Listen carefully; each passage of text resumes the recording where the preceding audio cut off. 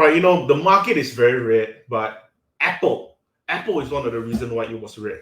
Okay, and today we have to talk about what happened with Apple. Okay, Apple yesterday in the pre-market going towards intraday trading, it went down almost 5%. And you don't really see this with Apple. Okay, Apple can come up with an earning that is bad, okay, a bad earning, and they might drop what 2%. I'll give it 3% for a bad earning.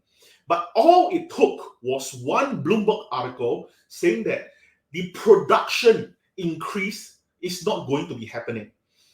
Okay, so before iPhone 14 Pro releases came out, okay, Apple was expecting demand to be going up. Okay, so they actually increased by 7% for the production, expecting demand to be high. Okay, but of course, that might have been just a short-sightedness from Apple themselves, because let's be honest, we already understand that the supply chain itself is a huge issue which they are trying to fix, but they're forgetting the main issue, which is demand. Okay, inflation is hitting hard and people are not spending money.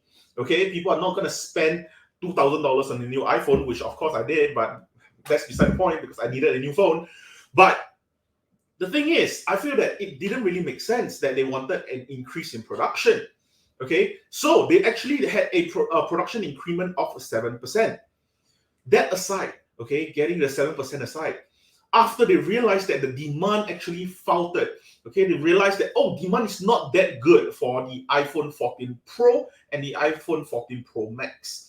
Then they said, okay, you know what, production increase is going to go away. So now they're just going to take away the added 7%. And of course, that basically means all the contributor to the manufacturing line for Apple decimated 2 to 7%. Okay, and Apple went down by almost 5%. But in my head, I was thinking real hard, okay, because for myself, I have a cost basis for Apple at about $96 at this point. Okay, upon market open, it actually went to about 146, going downwards. Okay, and I'm thinking so hard. I'm thinking, why would it make sense for Apple to go down by almost 5%?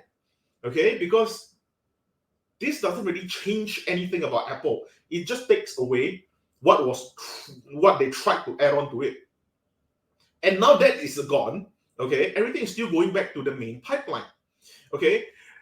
And if I'm talking about long-term wise, I don't see Apple suddenly just being out-destroyed by another competitor. Okay, and I'm going to give you guys an example. Okay, for example, let's just take another huge company right now. Okay, let's just say Tesla. Okay, pretty good company, huge company, pretty tech in the tech sphere as well. Okay, so because I don't want to just take Walmart and compare it that way. Okay, Tesla and Apple. If Tesla were to come out with the Tesla phone today, okay, and let's just say that they got zero issue on the manufacturing side, their production ramp up is no issue whatsoever, everything's going to be smooth, okay, and now you're going to have these three different phones that's going to be fighting for the main market share, which is your iPhone, your Samsung, and also your Tesla phone. Okay, right now Apple and Samsung basically taken up the whole entire market share. You don't really have to go and say that there might be another phone. I don't care. Okay, that's just going to be these two phones taking up the majority of the market share. Tesla, if Tesla were to come up with a phone that can rival Apple, how long do you think it will take for them to match up with Apple or even defeat Apple? And the thing is that for me, that whole timeline, okay, I'm talking about a pretty good company, a pretty tech-savvy company, a company that can easily pivot towards an iPhone, for example. And for them to basically pivot towards making a phone, okay, I see at least 8 years. At least 8 years, okay? Because the first few years you have to get production up. The moment production is up, okay, which I don't think that's going to be taking very long because we're taking this scenario in terms of like production is not going to be a big issue, okay, but you have to get the demand down. How many people is willing to jump from an iPhone over to a Tesla? Okay, and of course then you have to go through the whole creativity process and the entire tech process as well. What is it going to do better than the iPhone? Okay, I don't doubt that it's going to be better than the iPhone, but the thing is that ultimately sales are the one that's going to be doing most of the talking. Okay, so in my eyes, there's at least an 8 years, 10 years, even a 20 years process for them to even come close. Okay, of course, that's my own personal thinking. Okay, of course, there's a possibility that Tesla can take 4 years to win up a lot of market share. Yeah, that's a possibility as well. But ultimately, you have to understand, it still takes about 4 years or 5 years. So that's why I bought in on the dip. I bought in at $145 yesterday. Okay, of course, I did manage to, I have to increase my cost basis because my cost basis was already very, very low. Okay, so of course, by increasing my cost basis, right now my cost basis is about $116 or so. I actually posted it on my Instagram, informing you guys as well. Okay, I'll bet I don't have that many Apple shares. Okay, but it does take up quite a substantial part of my portfolio as well.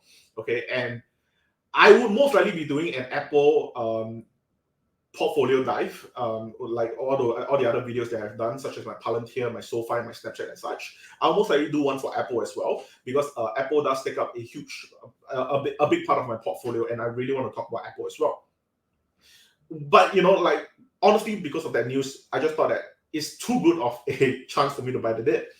Okay, and of course, you can say that, Apple went up all the way to $150 yesterday in the market close. Of course, today it is Thursday. Okay, right now I'm pretty sure Apple is like kind of down. Let's see, APPL.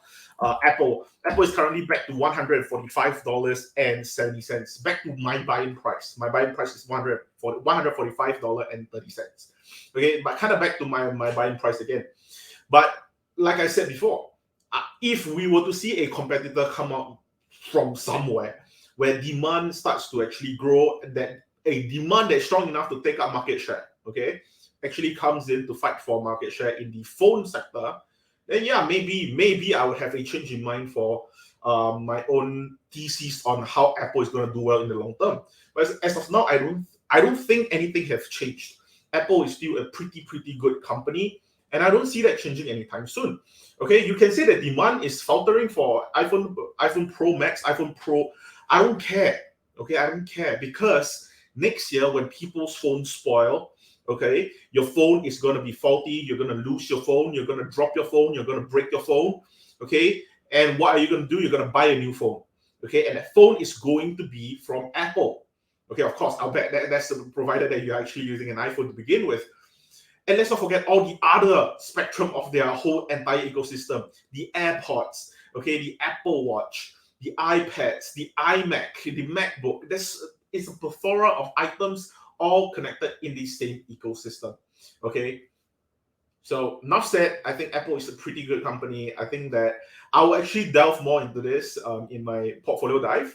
By the way, I just want to get this news out of the way. I think that Apple's sudden drop by almost 5% is not something I think that is accounted for. I feel that this is too much of a dip, and I am definitely buying this dip, especially on Apple. Okay, that's all for this video. Before I actually end this video, because I want to upload this today actually, which is on Friday. Okay, I'm going to be uploading this tomorrow. Okay, which is when you watch this video, hurry up and use my link down in the description box below, because you can get $130 free. Okay, $130 free Tesla share by using my link down in the description box below. Okay, sign up for Webull, deposit $2,000, just do one buy trade on any stock or ETF and one buy trade on any option. Okay, once that is done, just maintain your portfolio for 30 days and done. You get $130 worth of Tesla shares free. Do it as soon as you can. But anyway, that's all I have for this video. Thank you so much for watching, and I'll see you guys in the next one.